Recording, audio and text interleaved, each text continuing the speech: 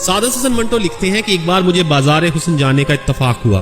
شدید گرمی کا موسم تھا اور جس گھر میں میں گیا اس گھر کی نائکا 2 ونڈو اے سی چلا کر خود کو رضائی میں لپیٹے سردی سے کپ کپا رہی تھی۔ تو اس پر میں نے ان سے کہا کہ آپ ایک اے سی کو بند کیوں نہیں کر دیتی، اس طرح آپ کو بجلی کا بل بھی کم آئے گا۔ اس پر نائکا نے مسکرا کر جواب دیا کہ اساں کیڑا بل اپنی جیب چ دینا ہے۔ کہتے ہیں اس بات کو کافی عرصہ گزر گیا، مجھے کسی کام سے گجرانوالہ کے اسسٹنٹ کمشنر کے آفس جانے کا اتفاق ہوا۔